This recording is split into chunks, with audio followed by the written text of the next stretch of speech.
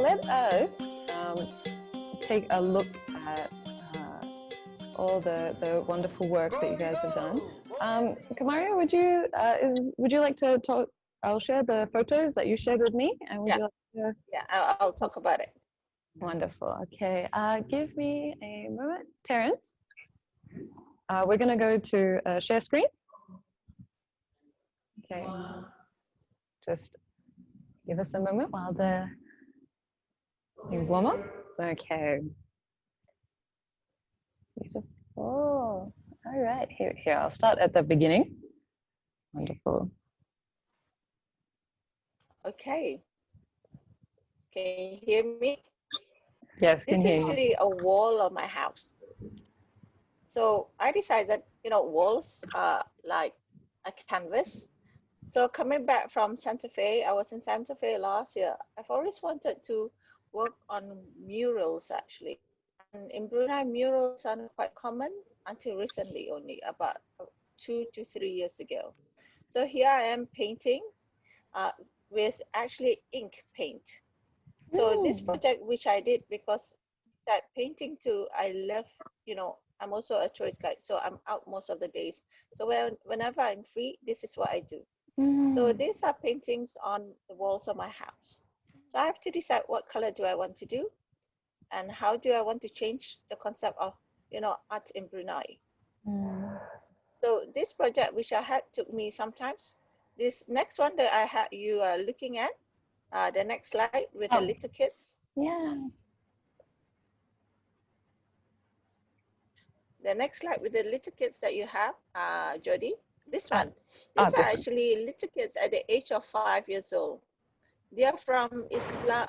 They are from actually a group of people who are trying to, what should we say, to groom the kids, to look at into the future. How do they look at their past? And these are using recycled wood. Recycled wood, which I found in the water village, that people do not use them. And I thought to myself, this recycled wood, if you cut them into small pieces, they can be placemats. They can actually be your chopping boards.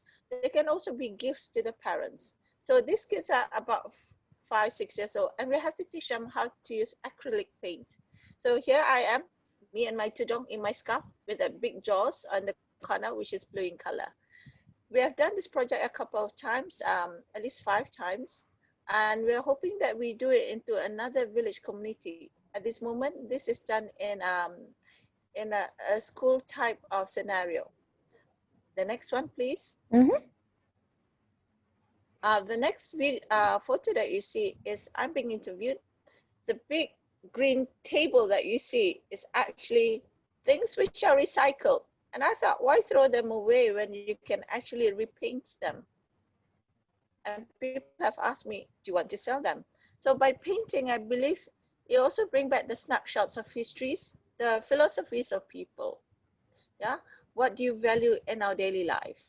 What are your linkages and resources that you can help people? Instead of throwing things, doing little community work like this, introduce them to see that, things doesn't have to be thrown. Things can be recycled or repurposed, and it can be sold to help to sustain their livelihood.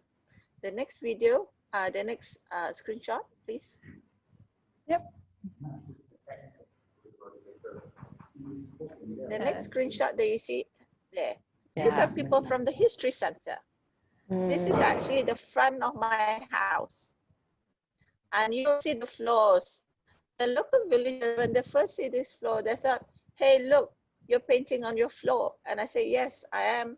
And I invited the youth in the village to come and paint. They said, why do you do such a thing? It is a waste of your paint.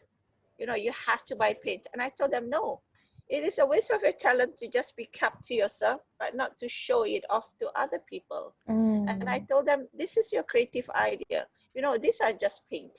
If you don't want to use them, tomorrow we can paint over it and it'll still be brown. So looking into their creative ideas, and they said yes. So some of the kids started painting. This is something I did, this one, when I had a fever. And I was so exhausted, so I doodle. Just, you can't sleep at night, and having fever is not easy. So to refocus and to decide what you want to do. This is also a feather. I thought about, villages will have also chicken and roosters and things like that. So if we actually transport or transfer the look of the feathers into art, yeah, you can sell all this. But Brunei still have yet to see people to value products which are handmade, yeah, which comes from our heart. So we have to look at the projects, how we're going to work, because art comes in different forms. It can be on canvas, it can be on acrylic, it can be on, if you see the next one, which is watercolor. This is actually, again, the next slide, is actually the mosques of Brunei, a mosque which was built in 1959. So I wanted to create the culture. How do each individual see the mosque? How would you look at the mosque at? The different texture of the colors? From the building itself, and what eye are you looking at? And it also stimulates the business around the area. So people are standing around, they can help with economic growth, sustaining the economy of the people, for people who can't get jobs in Brunei. But we all know that painting or artists of any form or art of any form, it drives tourism. If you look at the next painting, this is a painting of our culture. The one with the lady on the boat, this is our culture, whereby supermarkets, as we call it then, were in water. This comes from Old Town. The Old Town where I am residing now, which is called Kampung Air. And these are the youth that you see. And I told them, can you recapture those history, yeah, culture? And when you put them on your walls, it draws people to come to your house to see what is different. It also inspires your mind of both the young and the senior people. How do they look at things? How do you value or inspire people to change your life? The next one is actually done by a girl. It's all about cats. Next slide. This is all about cats. This is actually from a window which is 40 years old. As I was saying, I love to recycle. And this is one of my artists. Her name is Kimi. She's fantastic with mural. But mural in Brunei is not a common thing. So I told her, one step at a time, we'll start from windows, we start from anything we can recycle. The next slide you'll see. Yeah. Jodie, next slide, please. Yeah. So sometimes they take Look a little at this. wild This road. is another 40-year-old door. Why throw?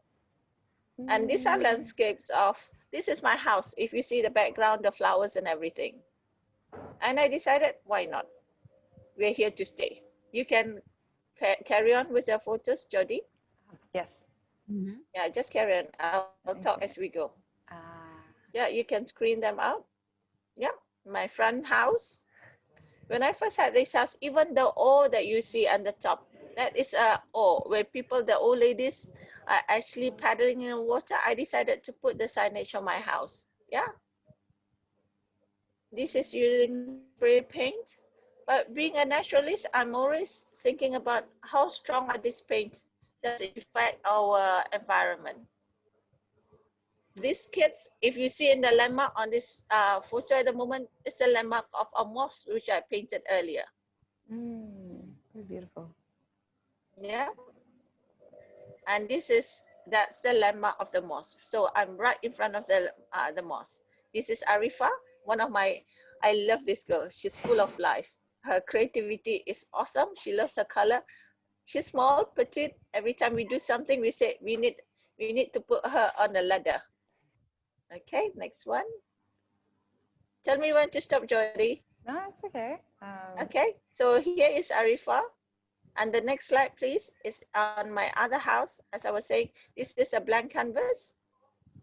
So I call up to some of the youth. We have a group of women entrepreneur artists, and I told them, would you like to paint something? Would you like to see your painting, you know, up on a canvas? And they can say, yes, I don't mind doing this. Now, to share with you, this is during COVID time. While people were crying over COVID, the girls decided, let's paint. Yeah, where people are so stressed out, time to time people come over to the house, they just sit down and watch these girls work. So this is our nature. This is a banana tree actually with birds of paradise. Yeah, wonderful. It's so beautiful. This is one of our best painting. This is my second house.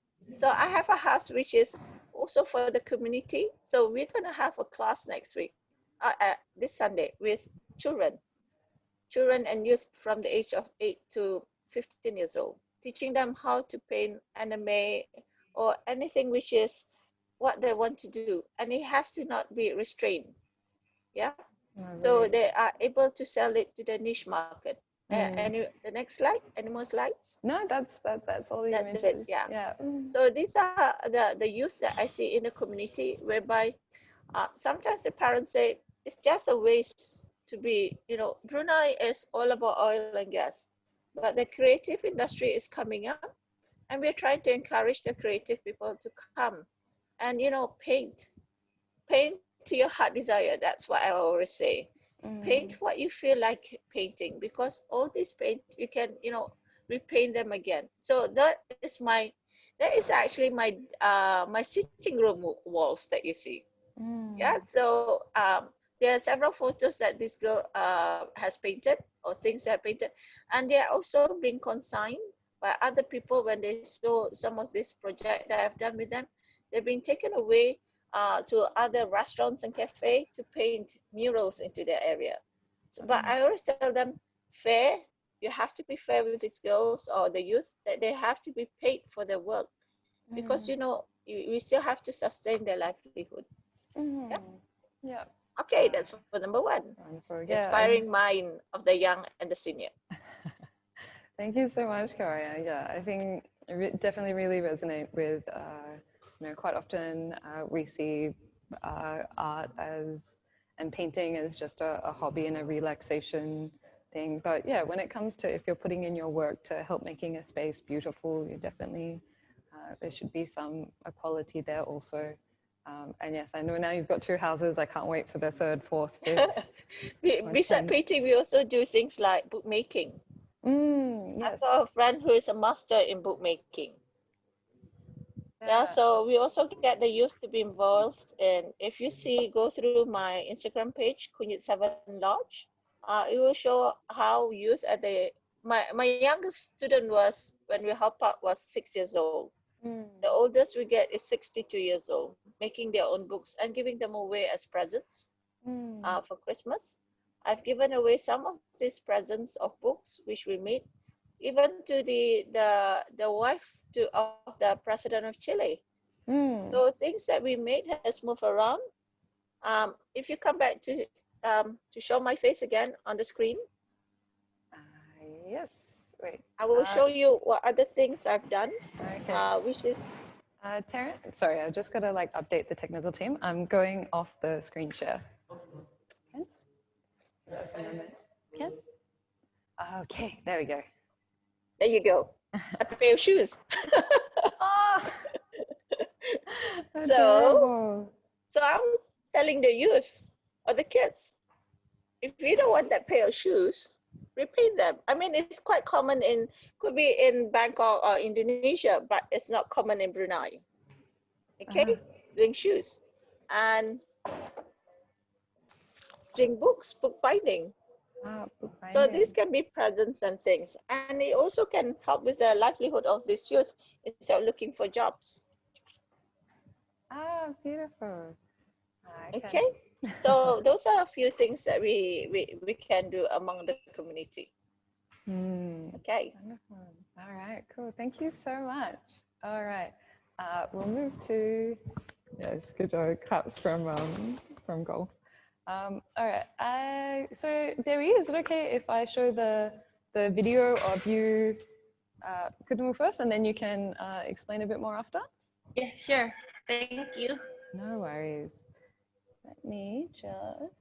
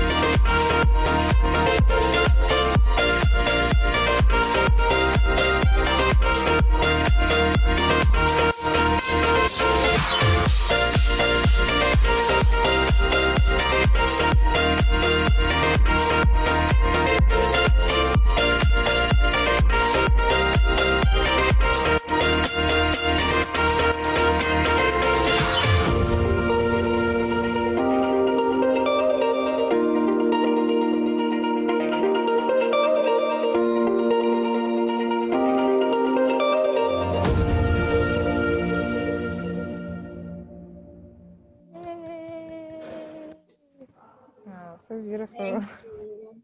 I think the video a little bit not smooth. I think it should be okay on the recording, but yeah, maybe for through Zoom not so nice, but yeah.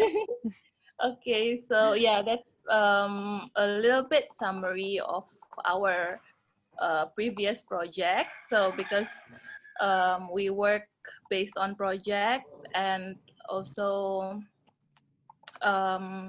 based on funding for each project. So we work with different community for each project.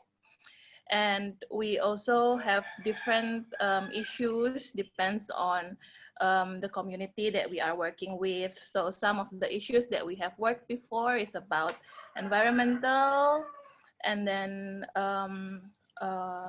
woman artist in Bali. And also the newest one is about disability. So we work with different artists also for them to come here to Bali, and we host residencies for them where they also involve in our project and make workshops for the community. So as one that you see in the first video, it's Ketemu Tumpak Uduh. So Tumpak Uduh is one of the ceremony here in Bali, where we celebrate and say thank you to the trees, to the nature, to the environment for all of the resources that they give to us. And nowadays, like we see the youth celebrate, like we always pray for Tumpak Uduh on that ceremonial day. We will pray, and then we also will give offering to the trees, and also the students will pray in their school. But we questioned whether they really know, they really understand about the concept and of Tumpak Uduh itself. So that's why we work together with the children in Gianyar and also high school from Ubud to go back to the nature and pick up some leaves that's already fallen down from the trees, and then we make make it alive again in the form of cyanotype print, where it is a old technique of photography printing, so like blueprints, where they it use chemicals and also sunlight to transfer the photo or the shape of the object that we use, and the object that we use is like tree stamp and also leaves for that on that day, like that. And also our previous project is Schizo Friends Art Movement, where we work together with people with schizophrenia. Have you heard about schizophrenia before? Yeah. I'm aware, but Kim, Golf, are you familiar with the term? Yes, I am. Yeah, so schizophrenia is one kind of mental issues that a lot of people have also here in Bali. So we met the psychiatrist, and he said that he have a lot of schizophrenic patients where they cannot differentiate whether it's the reality and imaginations, like that. And also so we try to work with them, and we explore some creative workshops. We teach we do paintings class with them, and also drawings, and after that we see that they have potential, very big potential in art. So from their drawings, we also teach them how to do screen print. We make their drawings to become the design of a t-shirt and also tote bags. And then they also learn to do the screen printing itself.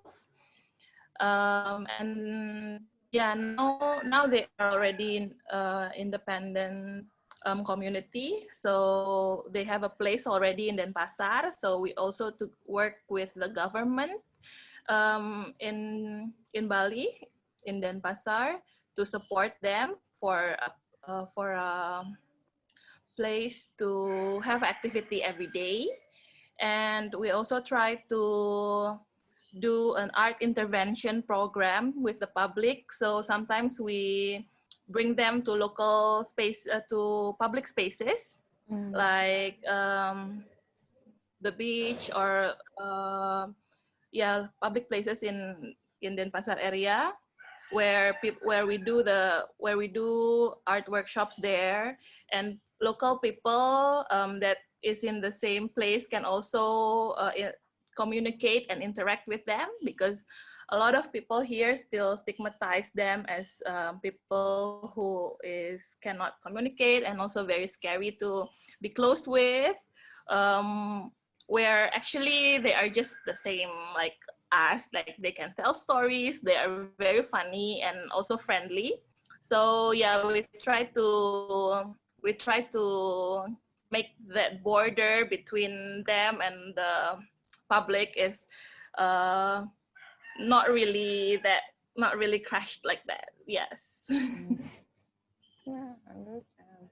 Oh, wonderful. Yeah, I mean, it's a really good way of also, because I know there's often quite a lot of stigma behind mental health all over Asia. So yeah, it's nice to see some initiatives that are not only destigmatizing, but also giving them more opportunity also. Yeah, because we think that they just don't have the opportunity, and we just need to facilitate that to make the public aware. Definitely. All right. Thank you, Dewi. All right. We'll move on to Go to present about Makhampom. Technical. Can I go to share screen again?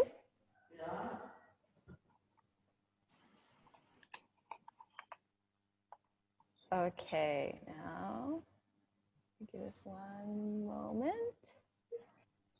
Needs to.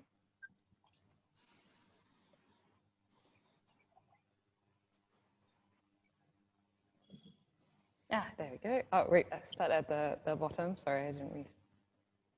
Go to the top. Yes, please. Okay. Okay. So my organization name Makhampom Foundation, but actually Makhampom we have two. We will call two legs. One is Makhampom Foundation, but another one is a company. So we can make a social enterprise business work from the company, but we work for non-profit on the foundation. And Makhampom is the organization that we use theater as a medium for social transformation and sustainable development in Thailand and also international. And Makhampom actually has been founded for this year. It actually 40 years already. Yeah, so we actually plan to make the 40 years anniversary, but because of the COVID pandemic, so we postponed to the next year. Okay, next screen, please. And we use theater to work on social issues, but a lot of issues that we work is different issue. It depends on the community, on the group that we work with. But there is the main point that we've been working, like political conflict management, human rights or democracy, environment, and also education. Makhampom has been run by 4 departments. The first one is next screen, please. Education department. Mostly we work with educator, teacher, or lecturer in educational institution in Thailand mostly, and also alternative group or collective group that they work with the educational issue in Thailand, and also we work with students and people in university most of the time. And also we have international department that we mostly we have focused on international artist friends or people who work and live in Thailand, but they are from different countries, like the center of agency that work with international school, something like that. And next, please.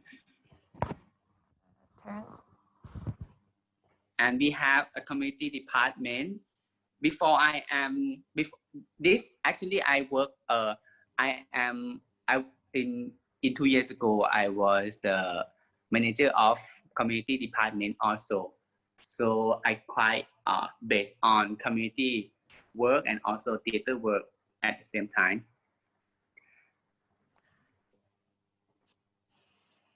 And actually this Makhampom art space is on Chiang Dao district in Chiang Mai. It's been founded 10-12 years ago. The year that it's been founded is the same year that I attend to be the Makhampom member.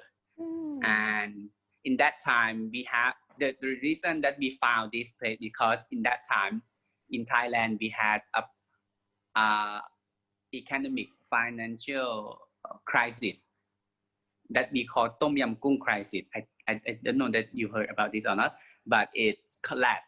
Economy in Thailand is collapsed everywhere. A lot of people get struggle. So everything is getting down, even the value of the land. That means in that time, this land is very cheap. It's so cheap. That's why we can get this one. But now it's so crazy to compare the price now. Oh my God, I'm glad that, okay, we get this land. Okay, next one, please.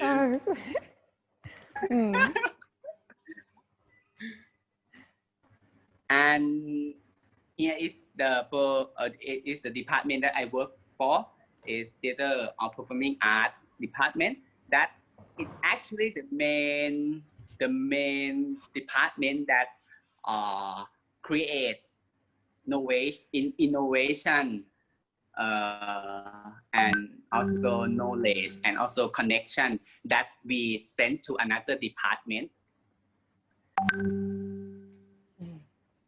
Something like that. And also this is me on the black shirt. Black shirt. So nice. What is the production, Kok? Pardon? What is that production? It's called Time Missing. It's about in that time there was very heavy tension, conflict, political in Thailand. A lot of fighting, a lot of protests, a lot of shooting, a lot of death, or something like that. So it's very, very serious. But we make it into like movement and dance way. It's more fun, yeah, something like that. And this is Act Up Chiang Mai. That is the very first Chiang Mai Theatre Festival. But the special things about Act Up is it's innovation that is bring from the performing art and also activism combined together. It's been running for over like a year. We are not only focused for the good equality of theater artistic production, but we focus on how we can make a positive social movement impact to the society. That we are not giving any issue for them, but we just give them a tool or equipment how to criticize the society, the structure of the society, and also along the way, the participant, the student, and the artist can see which one that they want to work on, and then we give a small grant for them that what they want to work on. Like some want to make a performance, okay, you can do. Some want to create another platform, like another small festival, okay, you can do it, something like that. But it's been not only thinking about this is art event, no, but this actually activism at the same time. Something.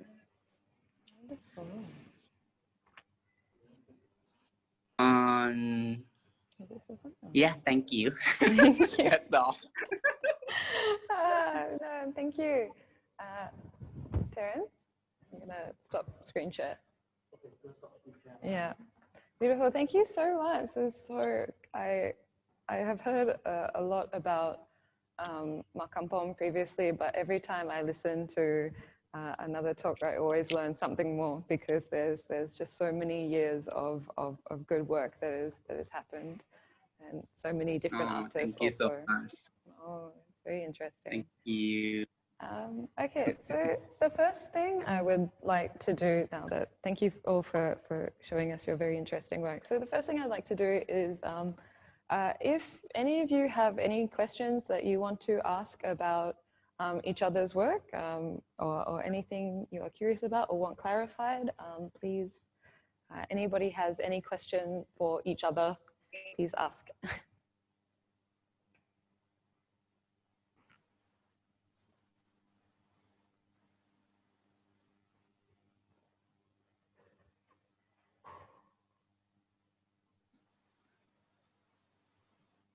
I have a question for Dewi. Can you hear?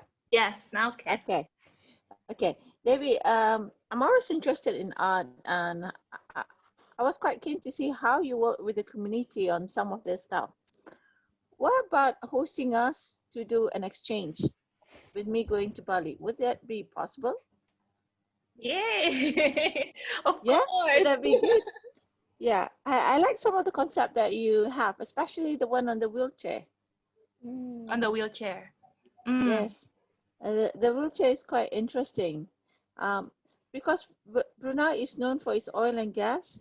So a lot of people don't really move around so much. Those in the wheelchair, they tend to hang around the house. But I see the need that they need to be occupied with things that they do, which I like. Yeah, and also how you pull. I could see it's your tradition and your culture that you're doing in Bali, because Bali is full of artwork. So you train your people very, very young to value art, because art can come from dance, art can come from art, food, and all sorts of things. But for us Bruneian, it's most art are just new. So people either paint, but recently they have a lot of artwork through wood, which is Bali is famous for. I've got quite a number of Balinese beds and tables and things like that, because when I was in Ubud, I move around. Okay, so things like that. I would love that. That's my connection with Dewi. Thank you so much, Jody. Yeah, we will be very happy, and we're very open to any kind of collaboration and exchange also. So actually, yeah, I done a little bit of research also about Kem and Kampung Anyar, and yeah. Yeah, Kampung Anyar has a lot of wood, and people are just throwing them away, and they don't have the habit of keeping them. Yeah, and I'm the type who's always picking and picking and picking and putting in my house. I think soon I'll have a wood factory here. Okay, thank you. Yes. Yeah, we're very open for that. We're very happy to have further discussion on that. I have question for golf. Yes, because I tried to search some information about Makhampom also, and in the bio it says that it's also do a social enterprise. Like what I want to know, like what kind of activities or what kind of activities or support for the young artists or for the theater communities that you guys have done before. Thank you for your question and interest to our work. And the I think it would be the main thing is the workshop. The workshop that we can invite the participant, not only the artist, not only the art student, but also the general people who interested with the performing art activities, something like that. So this is, we can make a course from them, but it's just only like, okay, running the workshop and get some money, something like that. But we work with the community, because the facilitator actually that we invite is actually the people from the community. Okay. So it's not only giving them the alternative income, but also they can have a chance to study their culture deeply, you know. Yeah. And also they can apply into the contemporary art form, something like that, because most of the thing that facilitator pick up is very traditional, very local, something like that. It's hard for the visitor to understand things like that. So they don't want to keep those old stuff or those old traditional to be the same, something like that, but they want to adapt into the new modern world, something like this. And this is very high-risk way to see that we can be like create the platform for the people in community, and the visitor from outsider can join together, and they can create the space not only for economic way but also social way. Nice, very interesting. I know Makhampom also has a very beautiful structure where a lot of people who will start off as volunteers will, when they are young, will be able to start volunteering, but then slowly train until they be able to become the professional and then train the volunteer. And it's a very nice circle of... Yeah, actually ACT UP is the same example that Jody mentioned, because 10 years ago I got trained by Makhampom, the old generation, and now I create this platform, the ACT UP, and also I create the space that a new wave of people can join to Makhampom work. That's very interesting. Yeah, so I guess I want to ask the group as well, I mean, to talk a little bit more about how they approach capacity building. So obviously, all of your different organizations look at how do you give the community new skills in order to be able to do new things. But you know, sometimes it is not so easy to get a community to be interested in the skill that you have.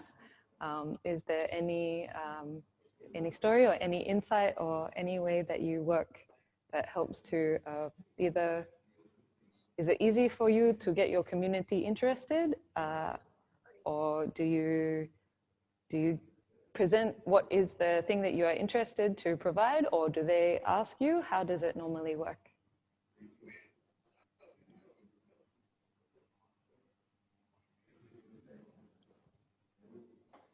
Okay, Jody? for our community is slightly different. Because the interest must be there. Okay. Even though you say we'll give you money, we'll teach you, we want to help you or anything, some would say no, we would not need that help, because for Bruneian, our benefits are a bit higher here. So the government give out to the community and assist. What we're trying to say to the community is, how long will those assistance be? And how can we make you ready, yeah, to move forward?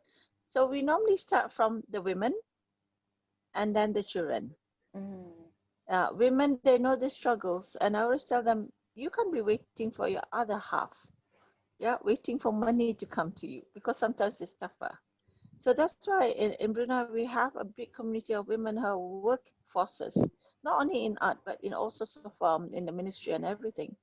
But also to talk to the community, you must have a buy-in. Even though you offer them money, if there's no buy-in, that you don't come from the community itself, it's tough. You can send all the ads you want, you can talk to everyone. On the day itself, nobody will turn up. So we have to do the convincing, because the village mindset are different to the youth mindset who has gone to universities. Yeah, the community are different. Of those who have been to universities and schools, they say, yes, I want to have the opportunity. But the one who comes to in the village community, they say, okay, let me see whether I'm available, whether I want to do it, but who will look after my kids? Yeah, you have that. Or we also have the youth who say, oh, I have to ask my parents. My parents want to do, because the community are different in each country. So they differ. For us, Alhamdulillah, praise the Lord, we have a lot of the youth coming up now, and they want to learn. But it doesn't have to be in the means of painting, yeah? And we are talking about performing arts. Performing arts in Brunei are coming up. The kids are in schools doing a lot of things, but the community get to see it and they say, hey, we want to do that. Because community itself has things like Golf is doing theater. But our theater are different. They don't dance because we're not a dancing community. Yes. So it could be playing of games or playing of instruments. We get that. And our instruments are what we call as Nobat Orchestra. They're from generations of royalty coming down. Yeah, people do get interested in that. So slowly the students, but they're mostly students from the university, and they bring it home to the village, and the village will learn how to do that. And only they want to do. And also we have, what Brunei is known for is weaving community. But we weave with gold threads. So the weave things that we do with the community can come between 300 Brunei dollars to $30,000. Yeah, so depending what they want to sell and what they want to learn.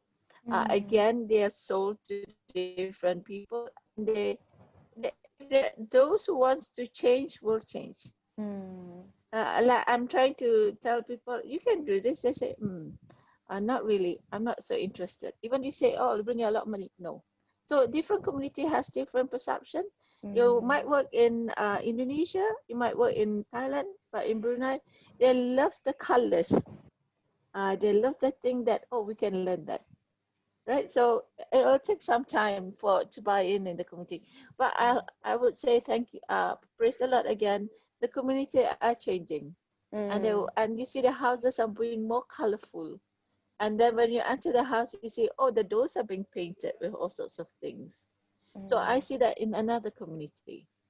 All right, thanks.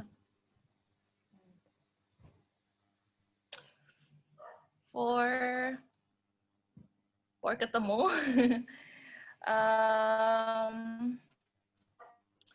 for us, on our social project, usually we will come to a community and see what the issues that they are having there. So for example, our very first project in 2014 is a lake of our imagination, where it's in one of the, it's in Bali, it's in Kintamani, where we work with students, and the issues there is about environmental, where they have a very large lake, but the lake is have a lot of water hyacinth, and yeah, and they just don't do anything about that, and they also have issues on plastic trash. Yeah, so in our project, usually we will see what is the potential of the area, what is the local materials that we can use. So if, for example, for that, they have a lot of plastic trash, so we try to make this experiment for the kids to make their own, like miniature of monster, but from plastics. It's also celebrating one of our ceremony, the Silent Day, where our Balinese New Year, where we usually have a parade of big monsters one day before the Silent Day, where we cannot go out and we cannot have lights and anything. We just have to stay at home for 24 hours.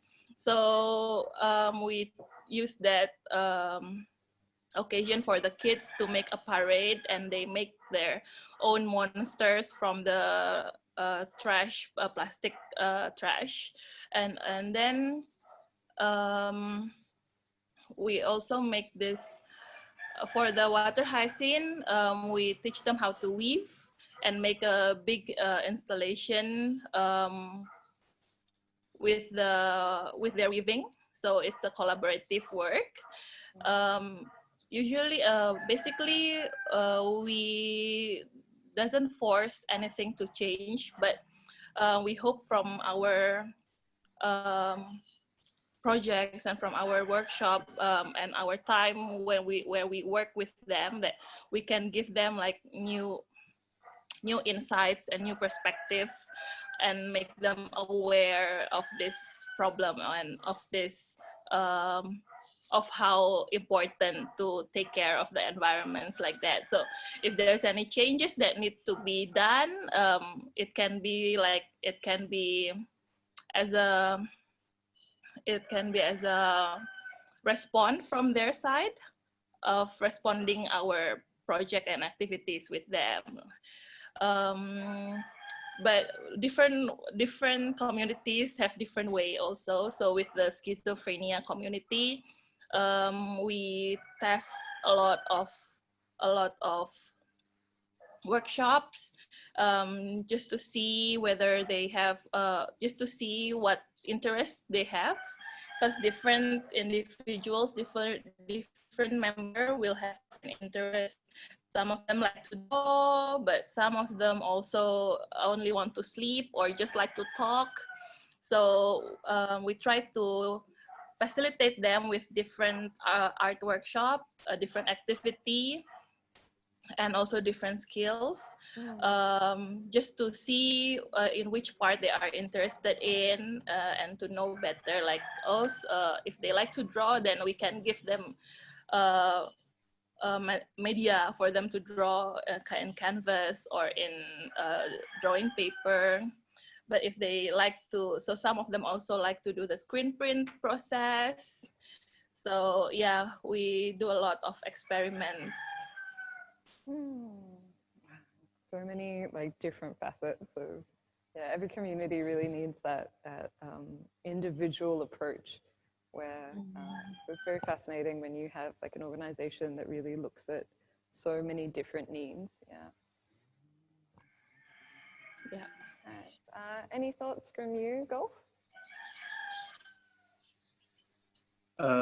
From Makhampom, what is the way that we work with the people in community? because we are theater people, right? So basically we love to make theater work, performance, something like that. So the first time that we appear in their community is to perform. It's just to make them see that we are not serious. We can make a very fun activity or creative ways or something like this, you know, but also at the same time, they can see that the message inside of the performance, it actually make their community to be healthier, something like this.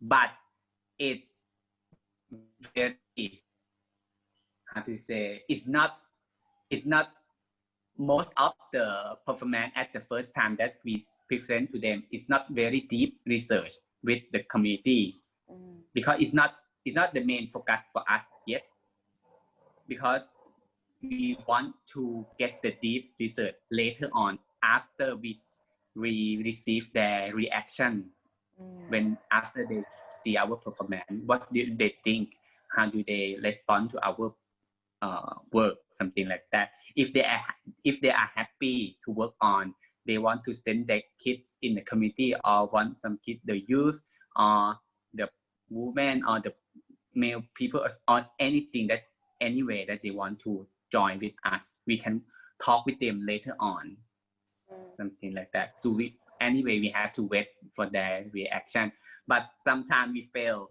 like, oh, okay, you very good, but no, don't come again. Something like that. But after we have a very deep conversation with them, we can see the point that they want to work on later.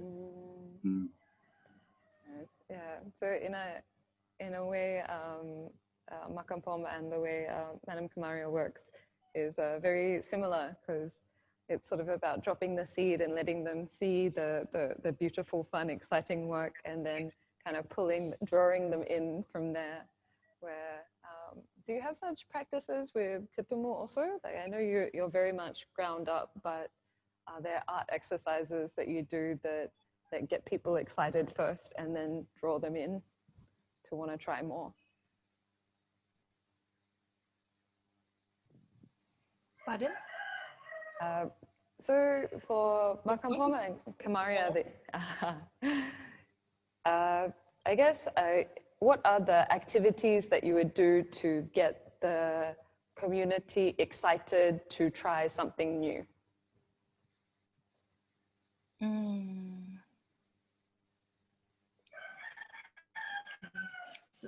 I love your rooster in the background also. It reminds me of the kampong. It's very nice.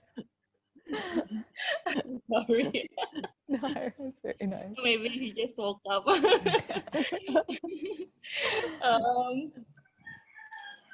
Yeah, so because why we use art, and also in a playful way, also to make the community to excited, to be excited, and also to let them just express themselves.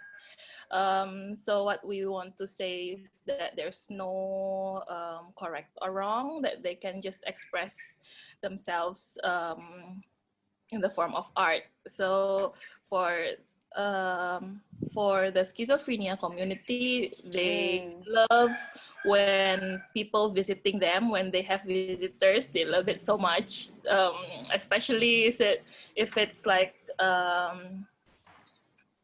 international artists coming or in Bali, and we just ask, could you just come here, and we have a short workshop, simple workshop for them. So they will be very happy to meet people, because before we have this community, they just stay at home they don't really communicate with other people, and also the family sometimes like don't want people to really see them because of their condition. So by having this community develop, the Schizophrenics art movement, we make a space for them that they can meet their friends, like they also meet people that maybe have the same experience as what they have. And it's a very new experience for them, to be able to communicate, to be able to meet people, and just like, yeah, you can do whatever you want here. So they like to learn, something new, but also in the learning process while they have the workshop, not everyone will, not all member will be interested in what they're doing. So sometimes they will finish first, or they will not finish the work and just go out like that. But that's okay, because it's a process for them also to find what they are interested with. Yeah. It reminds me of something that Kyung-sung, one of the Korean artists, said yesterday about how often when we are in public spaces, even though these public spaces are supposed to be very free and very open, but there's often quite a lot of restriction that's put on us, and takes some time to get people to be able to feel free to do whatever art they want or express themselves in a more free way. Okay. So we are reaching like halfway point for our conversation, and I know we're sitting down some time. So can we take 5 minutes just for you to stretch, drink some water, get some coffee, and then we come back in 5 minutes, okay? Okay. Okay, we'll see you shortly.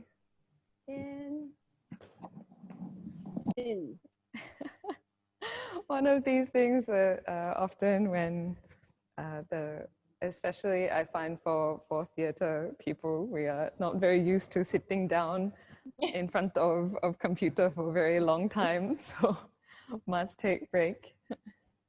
You can say that for tourist guides too. Ah, nice. Owners, yes. Yeah, and community workers also. I think we're so used to seeing people that seeing the digital is a bit difficult.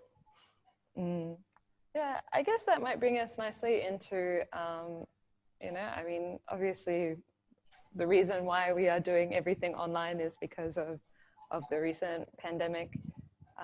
So I'd like to ask, how has the pandemic impacted your work, and how has it presented any opportunities for you to change or do new things? Or what are the pros and cons? Shall I start first? If you would like, yes.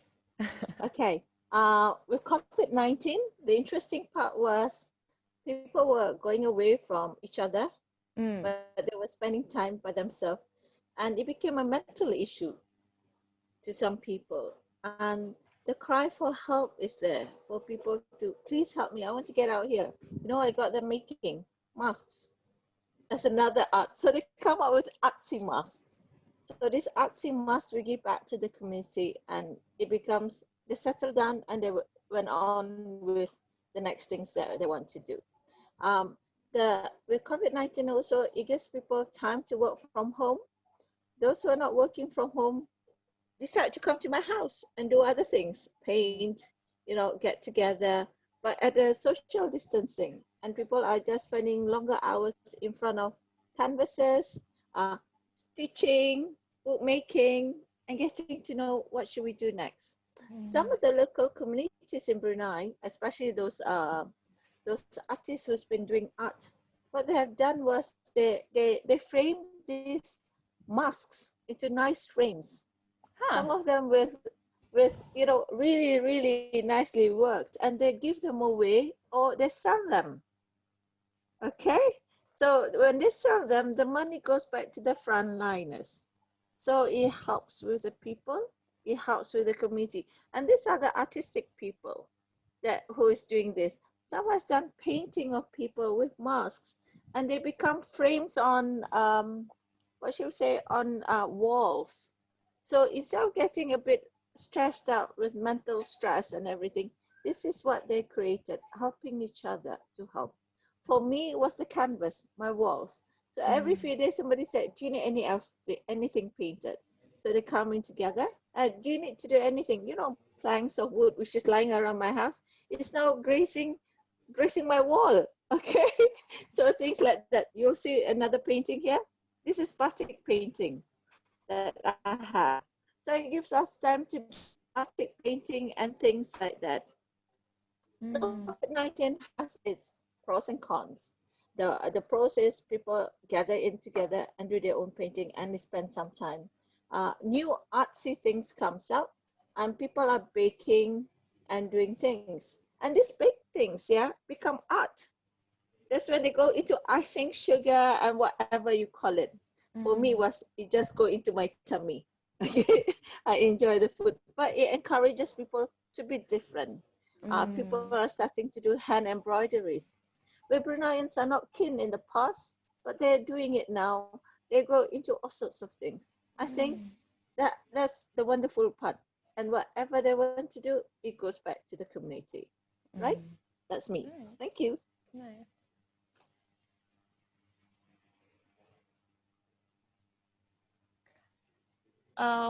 For us, before the COVID-19 last year, actually, we are under projects by British Council.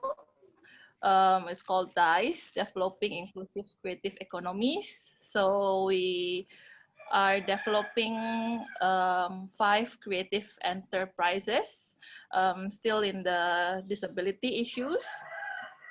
And we develop products with them where we want them to also have a high quality product, and then for people to see their product, not where we want people to appreciate this product not because of the background of the makers, not because of they feel like pity for them, but more of the quality and the design and the packaging that is nice and also good quality for people. So we're developing the product with 5 creative directors in Indonesia. And then we're supposed to do production this year, but because of the pandemic, then we have to, all of the places is shut down, and then mostly the shops also closed, people cannot go out, so it's kind of postponing the production process.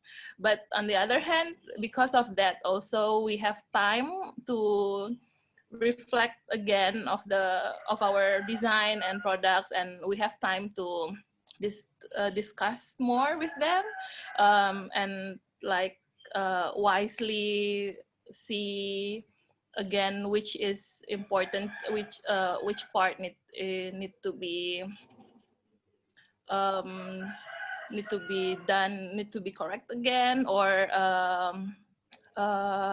we have a better plan for the production also because of that time that we have.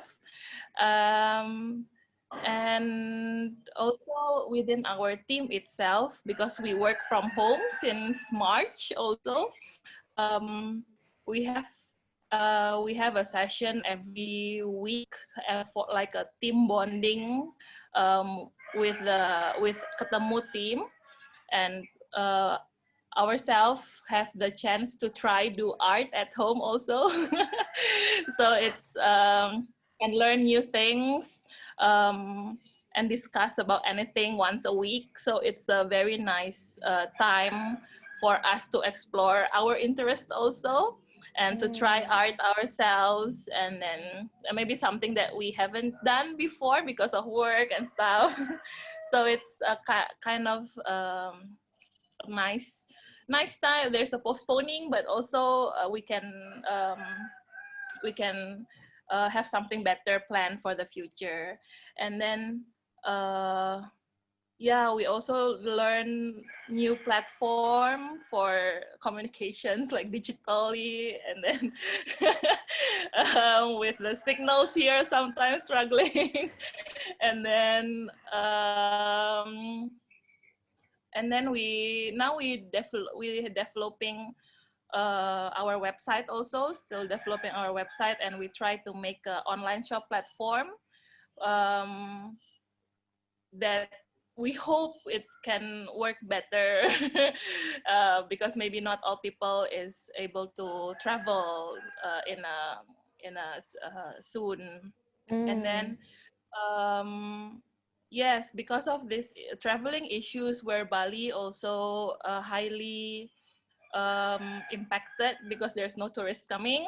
We also try to work with traditional artists in developing a destination coloring kit. So they make the coloring. They make a coloring sheets. The traditional artists will make the coloring sheet, and then we will digitalize it. And we want to try to make it as a product for people who cannot travel to Bali, but they still can feel Bali, and also learn about the traditional technique of paintings that we have here. But that's also still under development. So there's like new opportunities, but also some struggles. No, it's very interesting. I think it's, so often as community workers and educators, often we don't get to play that much with our own communities, or, don't get to play that much with art. So I definitely look forward to implementing some team bonding. I think it's a really, really wonderful idea to encourage that, reminding us to keep on trying new things also. Nice. Go? Okay. I think after the effect of the COVID-19 pandemic came into Thailand, I think I would divide into 3 periods. The first period is the first time that in Thailand we have the first infected. In that time, Thailand has to lock down and something like that. So in those weeks, like I think 5 or 6 weeks, we all cannot do anything much. So, and also our work, basically we have to work with like human contact, it have to work on life experience. And it is the first time that we don't know how to do. And also we have to wait for the instruction from the government that you can do this or you cannot do this. So we have to wait in that time. It's very like uncomfortable, something like that. And it's very feel scared for people also that, okay, Makhampom, don't come to community yet, don't, something like that. Because we checked by the local government at the same time too. But after that, the second phase of the pandemic, in Thailand, it's more breathable, and the number of the affected decreased a lot. And the nation has been open again. So the social activity can be done again, but with under the social distancing practice had to be maintained all the time. This period is more activity that we have done, but at the same time we have to adjust with the new normal lifestyle. because it impacts a lot for the activity that we've been working. Like we have to perform, but the number of the audience have to be increased in half because of the area that is very limited, something like that. But we try to think about not only let the people in the community making performance, but how we can make the profit in the social way and also economic way, not depending on selling the ticket, something like that. But something like we work on the research way in the community. So working based on in their own community, because most of the time we work a lot with visitor from outside, something like that.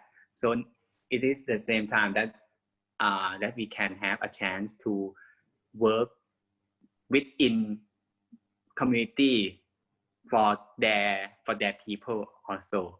So actually in this crisis, it giving a chance for the people in the community that filling up the generation gap in the community also, something like that. But for the third stage of the pandemic in Thailand, right now in Thailand we don't have the number of infected COVID-19 for almost 80 days.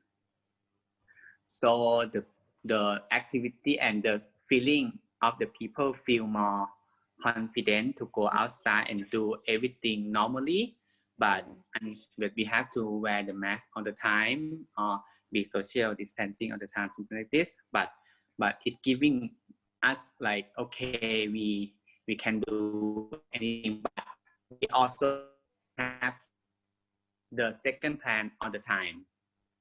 Something like we have to think about what if the infected have a lot in Thailand right now. How we gonna adapt into a worst situation, worst case situation, something like that. It's been a very interesting, because now tourism has completely stopped. Actually, I think we just got news that Singapore and Brunei will be able to visit each other very soon, which is exciting. But yeah, for the majority of the world, and especially for artists in Southeast Asia who often rely a lot on tourism to sell their products, it has been an interesting time to have to be very local and go really back to our own communities. And I guess that brings me to the question, we talk about social enterprises and how communities need to be able to be sustainable and self-sufficient. But what does sustainable mean? What does sustainable look like? And does it look the same in different country, or is it the same for everyone? May I start? Yes. For me, at the first time in our definition, sustainability, it's that it long-term benefit for social and economic way, right? But when we work with the community, they think not so differently from our definition, but their life need to work like, how to say, because most of the people in the community that we work with, they are labor class. They don't run their own business. They cannot, their life and their work life, it depends on another, something like that. Reliant on your boss to take care of you. Yeah. Yes, so they cannot design their life the whole year. something like this. So we have to adjust for their life, something like this. So sometimes when we go to work with them, when we look up the whole year schedule of them, we can see that there would be 2 periods in every year that 1 or 2 months they cannot go to work in the farm because it's very dry, or the company don't come, something like this, or it's very rainy season, something like this. So those chance, it's actually the time that we can work actively, fully with the community. So for me, this when we see the condition of the community and we work on the condition, I think is another way that we can call it sustainable, because we can make sure that okay, every year we can work with them. Every year we have 4 months to work with them fully, but another time we can something like 2 or 1 hour, something like this. But with that 4 months, how can make a very good benefit, not only in the financial way, but also in the social that they can engage fully. But also it's the idea is not come up from us, not from Makhampom, but from their idea also, because they think that maybe working on this issue, it actually helping to the people in the community more, something like this. And this is very sensitive issue that we have to focus on, because if we pick up the issue for them, it's not going to be long last, because it's not their interest, something like that.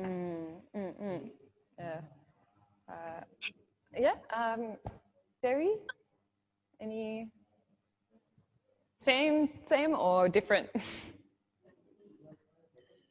For us, sustainability, yeah, it's not only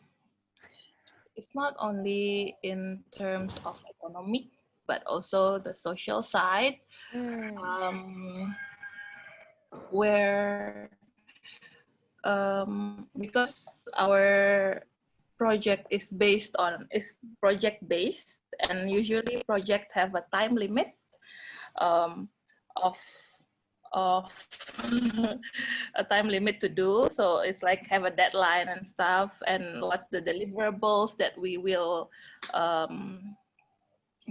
get at the end of the project. So how that after the project itself, even the project have finished, but the work and the new insight and the skill that we have transferred can be continued in the community itself, like that. So yeah, from our experience, it's also important to know which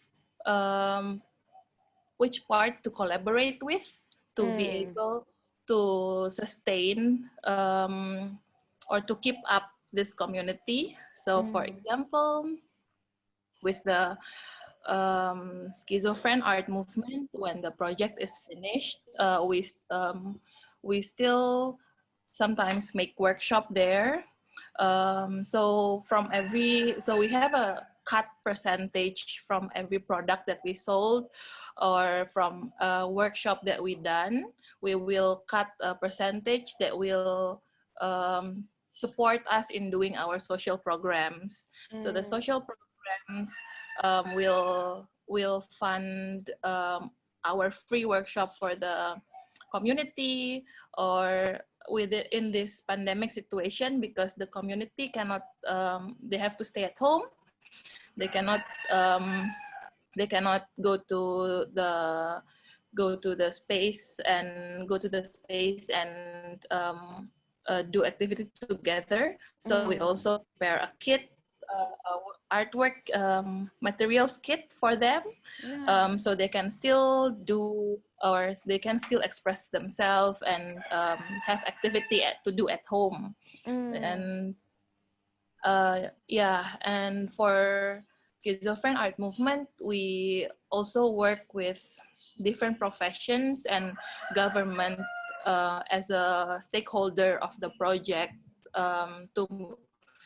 as an element to make sure that the project can be sustainable afterwards also.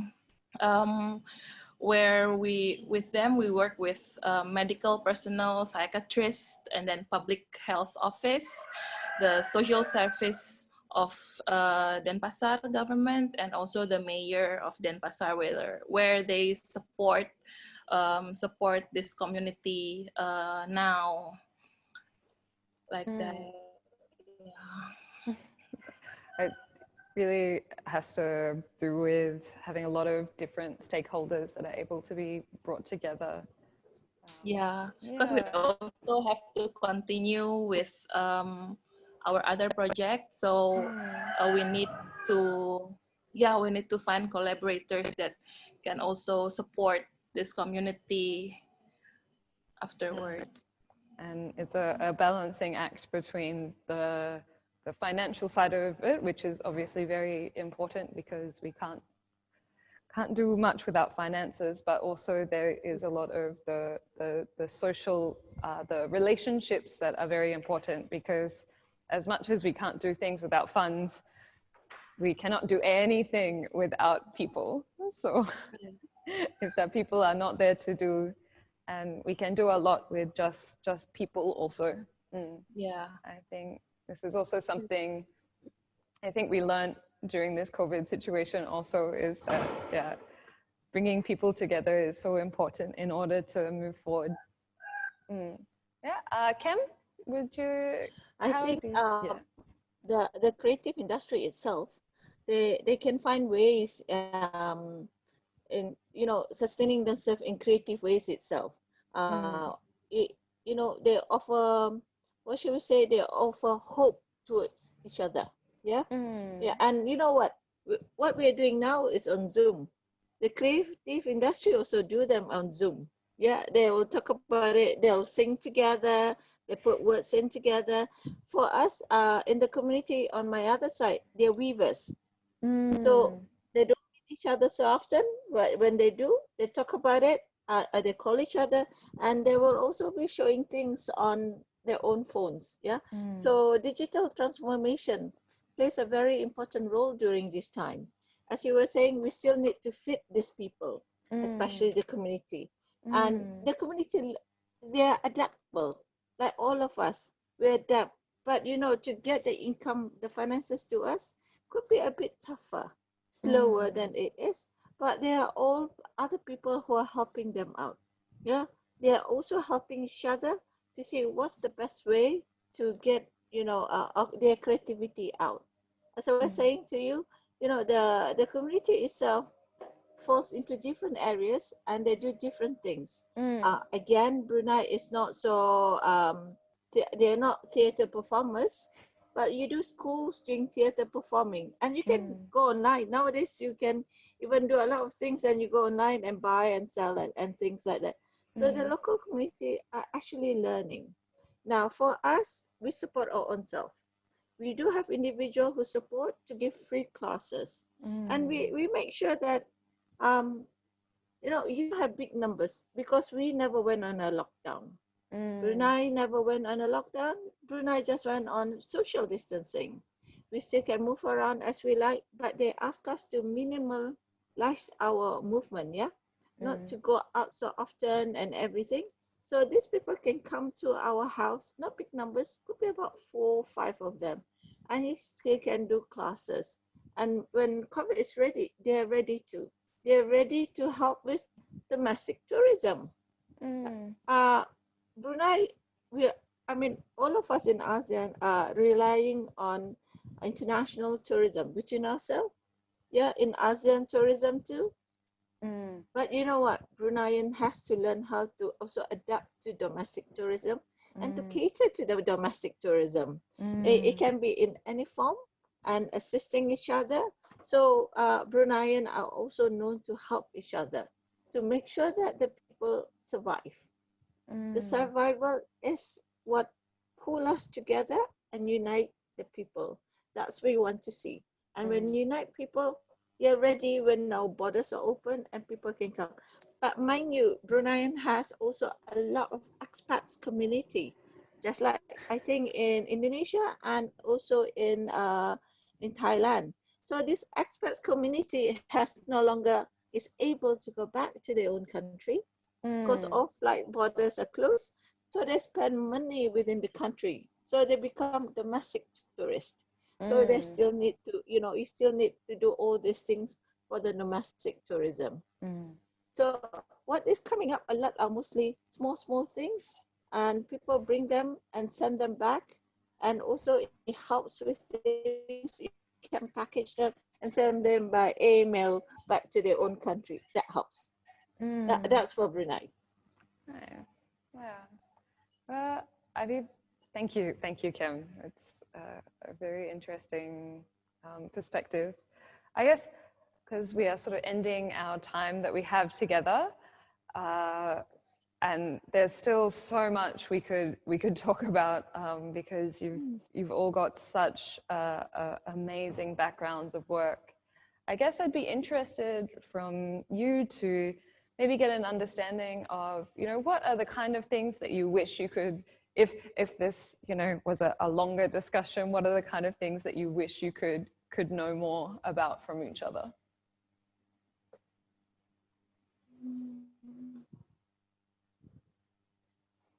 I like what both of them are offering. Yeah. Again, it's a different creative industry for us. I think it has to be the way of our life too. But try to get people to get out of the comfort zone. Yeah, that's what Bruneians are. We are trying to get people to do. So I think what they're teaching me today are one of the best things that we are learning, because creative industry is not only sometimes I think it's all about painting. It is not about painting. When you say when somebody say I'm an artist, what comes to mind is either they are singers as artists, but the next thing is they're painters. I told them creative industry are big. They are huge, from performing art to social enterprise to helping people, and packing things together. For us also, one of our industry is to help the handicapped kids. So I mean, again, Dewi, I like what you guys are doing, the wheelchair, yeah, and things like that. I've got a friend who's helping kids who are what we say a bit of autism. Yeah, underprivileged kids and things like that. But I think with strength in ASEAN, as we always know, ASEAN unite each other. I look forward to the next few discussion that we have and learning things, because we are new into creative industry, because we have always been oil and gas. Okay, so you guys are fantastic. Keep it up. Keep up the good work. Kemariah, you're so cute. Thank you.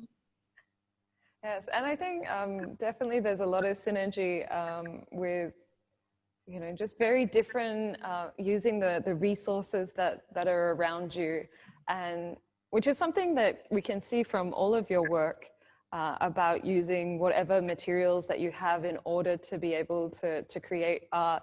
And I guess one of the things that we forget in terms of our community is, and one thing that has also been helped by this pandemic, is that we actually remember that, we have resources within other artists in ASEAN as well, and that maybe we should also be figuring out how to use these resources as well.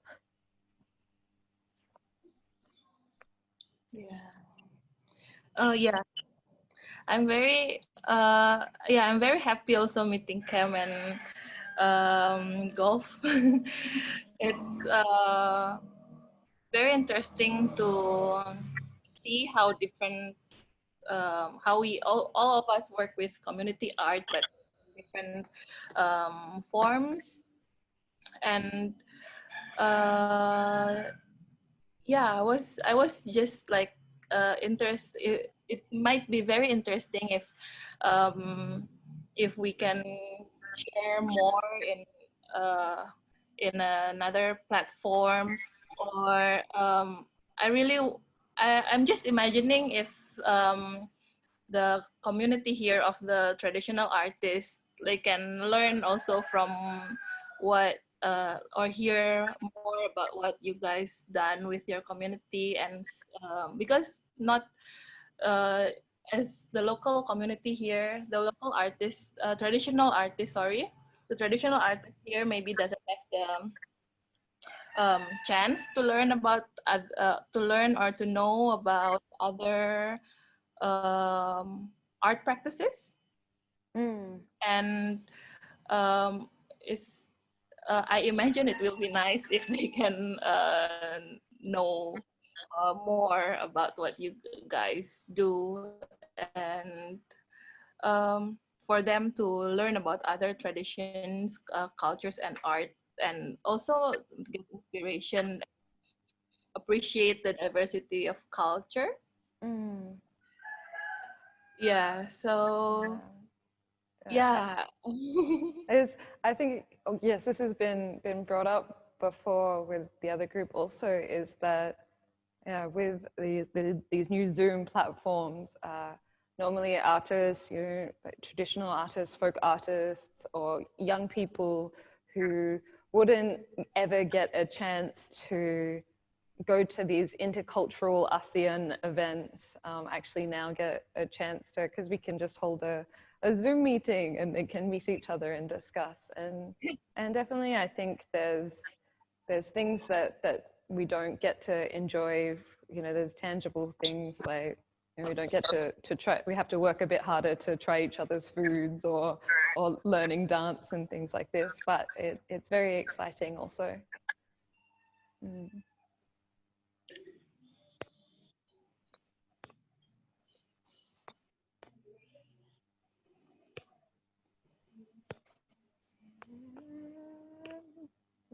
Hello. Hello. Yes, can hear you. Sorry. It's okay. For me, I also am very glad that to be part of this chance to know Dewi and Kem, and also thank so much for Jody for having me in this. And I am inspired to hear from your work, and also I would love to have more conversation with you, because I think I want to hear and see what is like that you are like dream or like expectation for the long term, like we could work together even we are from different country. I think the more time that we connect, the more time that we talk, the more time we share our dream, our fear, our struggle, the more creative innovation that we could imagine to, And I think it might set up some prototype or model that it looks the same, but when we work on different country, different conditions, it brings another interesting point and giving another art scene in ASEAN community also. Yes. Look, I look forward to continuing these conversations now all together. I will definitely share the information that you've shared with me.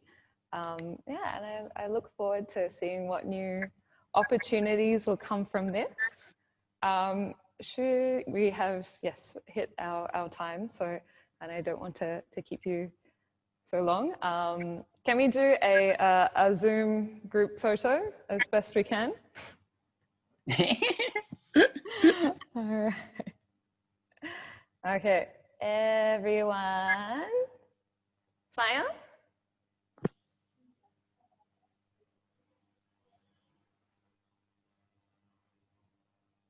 Okay, thank you. Wonderful. Okay, and so once again, I would like to thank both the ASEAN Korea Cooperation Fund for helping us to put this together, and also all the hard work by ASEAN Foundation for all their support with us. Thank you to TheatreWorks for having us. Thank you to the wonderful technicians who are working feverishly behind all these computers. And we look for, I hope you guys can join us for some of the other conversations that we're having over the next few days. Golf will be joining us again tomorrow to talk more about youth. So I look forward to seeing you guys then, okay? Yes. All right.